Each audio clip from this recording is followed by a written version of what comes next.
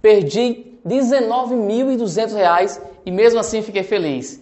Nesse vídeo eu vou mostrar uma solução que a princípio custaria R$20 mil e passou a custar R$800. Mas antes, inscreve-se no nosso canal, deixa o teu joinha, ativa as notificações e não esquece de deixar o teu comentário. Vamos lá?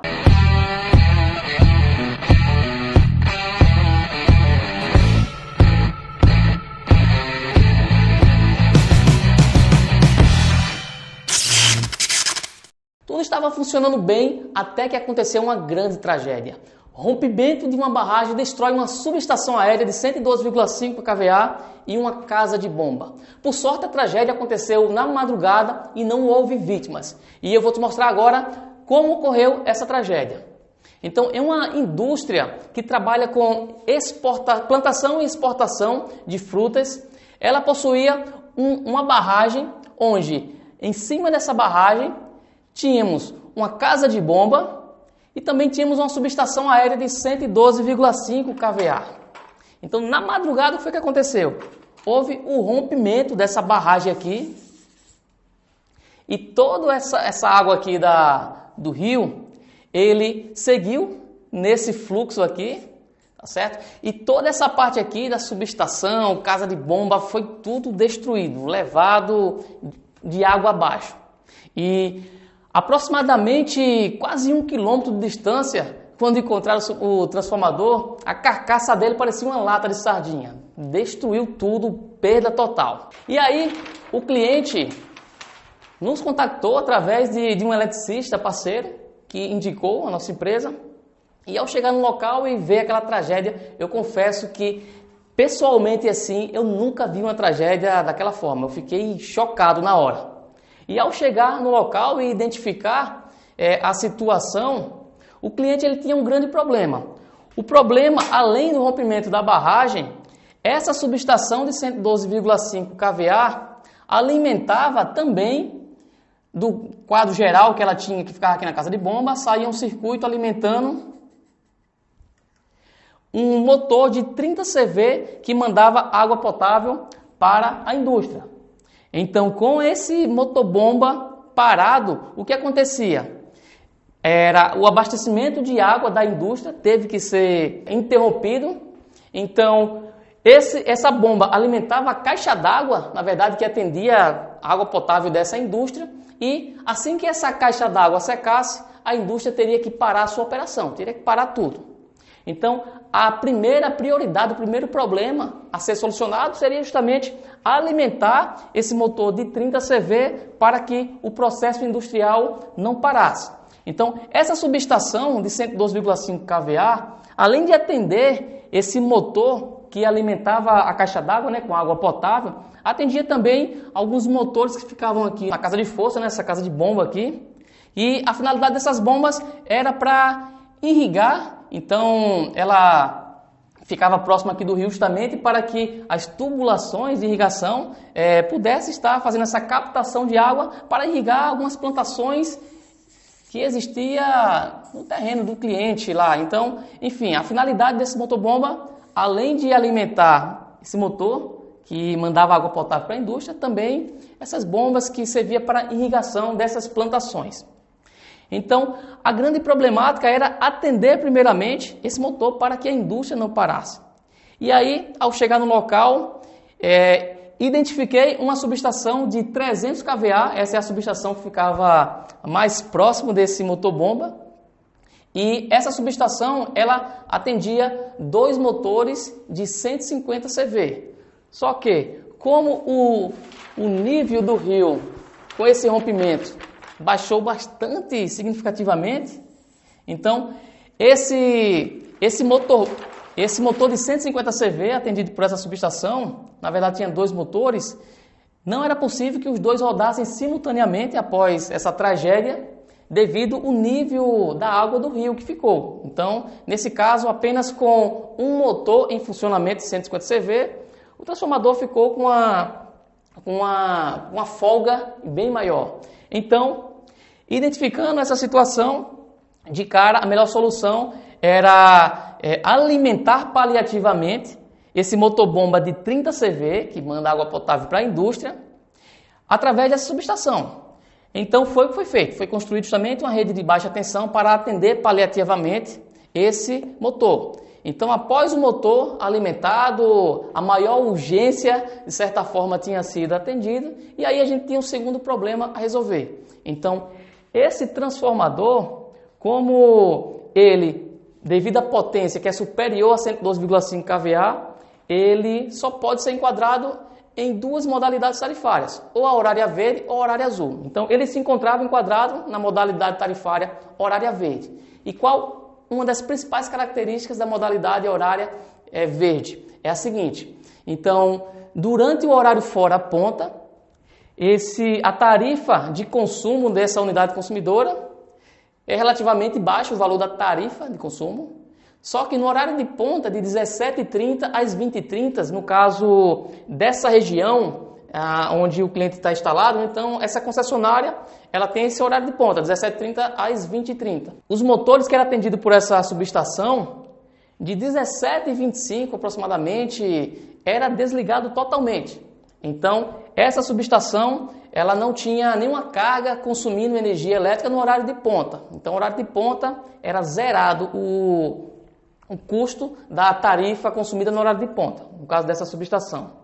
Só que, alimentando um motor-bomba, esse motor-bomba de 30 CV, embora 30 CV não pareça uma potência muito grande, porém, era o suficiente para impactar nos custos, elevando os custos consideravelmente dessa unidade consumidora, dessa subestação. Então, lembrando que, tanto essa subestação de 300 kVA, como a subestação antiga, que tinha sido destruída de 112,5 kVA, todas elas estavam dentro da propriedade do cliente, que no caso de consumidores rurais é possível ter essa situação desde que a finalidade seja para que o padrão de medição e da subestação fique próximo, no caso ao rio, e a finalidade de cada subestação seja para atender a irrigação, por exemplo, de áreas distantes do rio, porque não tem como levar o rio muitas das vezes até uma determinada área que vai ser irrigada. Então, a gente faz o processo inverso. A subestação é instalada próximo ao rio, junto com a casa de bomba, para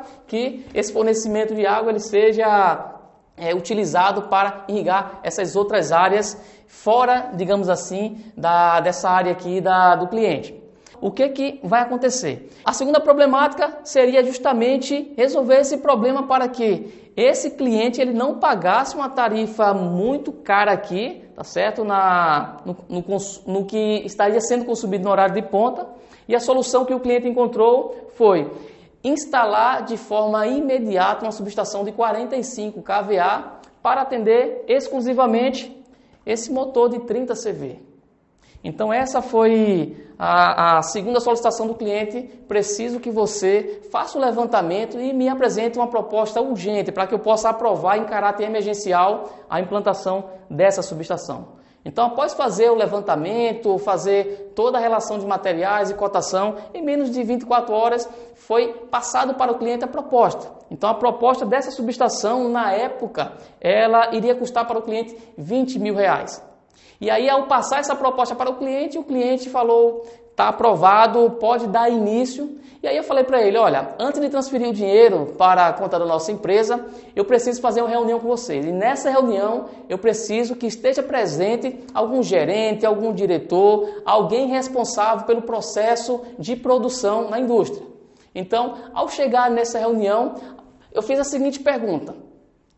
É possível se aumentarmos Deixa eu já passar aqui. É possível, se temos aqui a caixa d'água, o volume de água, é possível se aumentarmos o sensor inferior, que fica o sensor de nível inferior, que fica na caixa d'água, se aumentarmos ele, é possível que, mesmo que o motor que vai alimentar essa caixa d'água com água potável, se ele ficar 3 horas desligado, é possível que, nesse caso aqui, a caixa d'água ela não venha a secar, porque na medida que aumentamos o sensor de nível inferior, o que vai acontecer? Durante o horário fora ponta, enquanto o motor está ligado alimentando a caixa d'água, esse sensor de nível, justamente ele controla para que, quando o nível da água vai baixando, quando chegar nele, ele pede justamente para o motor ligar, partir. Então, se aumentássemos esse sensor de nível, a tendência que tem é que a caixa iria permanecer por mais tempo com um volume de água maior. Então, essa foi a primeira solução apresentada ao cliente, no caso, ali o responsável pelo processo industrial. E aí, ele falou uma notícia ainda melhor, que mesmo sem mexer nesse sensor de nível, 3 horas de desligamento do motor que alimenta essa caixa d'água não seria tempo suficiente para secar ao ponto de prejudicar o processo industrial. E foi aí onde eu apresentei para ele e falei o seguinte: ao invés de você gastar e me pagar 20 mil reais, você vai me pagar apenas 800 reais. Na hora ainda me lembro o semblante deles, aquela cara de assustado, e antes que eles falassem alguma coisa, eu prossegui e falei que eu sou pago para te entregar a melhor solução com o menor valor possível. E eu quero te afirmar aqui que essa solução de 800 reais, ela é a melhor solução. Então eu vou estar te explicando agora o passo a passo como é que foi, como é que ocorreu essa solução. Então, o motor bomba de 30 CV dessa unidade consumidora aqui alimenta com água potável,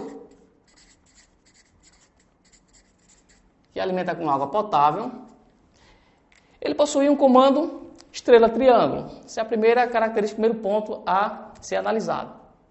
Então, o comando estrela-triângulo, a configuração normal dessa instalação. Aqui tem o diagrama de força, tá certo? O disjuntor motor, os contactores, o relé de sobrecarga e o motor. E aqui temos o diagrama de comando dele. Então, como é que funciona, no caso, esse motor? Então, o acionamento de forma manual, temos aqui a botoeira S1. Ao pressionar a botoeira S1, o que é que irá ocorrer? Irá ativar os contactores K1 e K3, fazendo com que o motor ele parta em estrela. Então, isso faz com que a corrente de partida desse motor ela seja reduzida nesse período, e o contactor KT1, o programador, na verdade, o temporizador, ele vai contar um tempo que, nesse caso desse motor, estava de aproximadamente 12 segundos para que ele pudesse fazer a permuta de desativar o K3 e ativar o K2, fazendo com que o motor funcione na tensão nominal e no fechamento aqui em triângulo. Esse era o funcionamento normal desse motor. Então, para que esse motor ele não fosse ligado de forma alguma no horário de ponta, então utilizamos um programador diário semanal, onde a alimentação do mesmo, feita através de fase neutra, vou colocar aqui a fase, a cor vermelha, alimentação fase e neutro.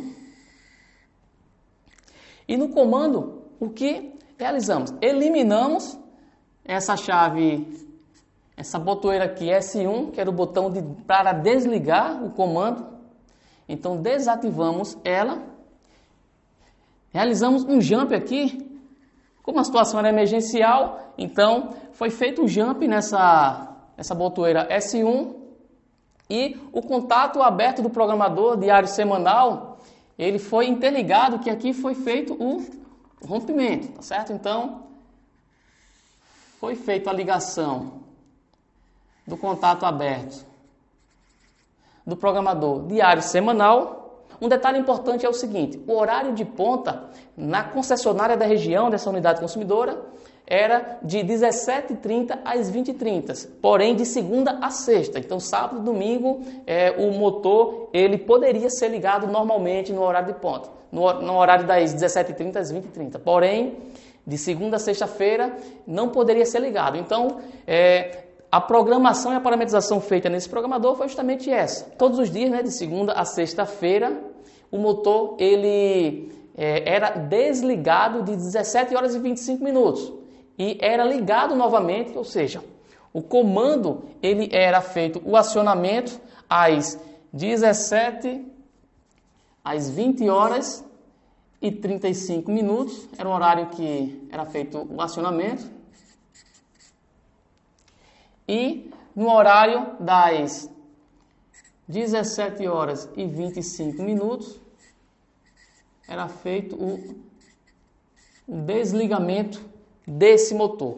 Então, além desse procedimento de instalação, o motor, a montante aqui da linha de comando, ele tinha também o relé de nível. Então, o relé de nível também que controlava. Então, o que acontecia? Esse motor ele era acionado dentro de dois parâmetros. Primeiro, quando o relé de nível que tinha a referência da caixa d'água, do nível de água da caixa d'água, tanto o nível inferior como também o nível superior. Então, quando a caixa d'água chegava no nível superior, então o que acontecia? Também era enviado o comando aqui, tá certo? Então aqui tinha justamente do relé de nível, vou colocar aqui, LN, um contato, onde esse relé de nível ele fazia justamente esse controle também, para acionar ou desacionar esse motor bomba de 30 CV.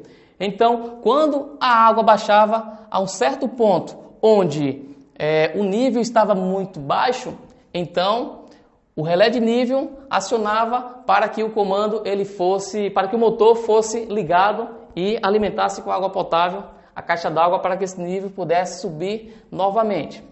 Só que, além desse parâmetro em relação ao relé de nível, colocamos mais um parâmetro a mais para que o motor, mesmo que a caixa d'água solicitasse a ligação do motor para começar a encher a caixa d'água, o programador diário semanal, ele que estaria determinando também dentro desses horários. Então, mesmo que a caixa d'água precisasse ligar o motor dentro desse horário, das 17h30 às 20h30, essa margem de 5 minutos é justamente porque muitas das vezes o relógio do programador não está 100% sincronizado com o relógio do medidor concessionário. Então é importante deixar essa margem para que o motor não venha a ser ligado em um pedacinho ali do horário de ponta. Então é só essa margem de segurança para que não ocorra essa questão aí do motor ser acionado. O programador horário, ele fazia esse controle justamente com sensor de nível e com isso resolvemos o problema de o motor não vir a funcionar no horário de ponta, fazendo com que o consumo de energia elétrica do cliente ele viesse a encarecer. Então, dessa forma, o cliente, ao invés de gastar R$20 mil por uma solução que levaria 60 dias no mínimo, ele gastou apenas R$800 por uma solução que foi 100% entregue em menos de 24 horas, com uma economia de 96% para o cliente. E o que eu ganhei com isso? No curto prazo, R$800. No longo prazo, um cliente que mais comprou subestação em minha empresa. No jogo do longo prazo, vender solução é a melhor solução. Então é isso aí, espero que vocês tenham gostado desse vídeo. Não esquece de deixar o teu comentário aqui abaixo e dar aquele joinha e compartilhar com o maior número de pessoas possível. Então é isso aí, um forte abraço, tamo juntos e elétrica é o poder.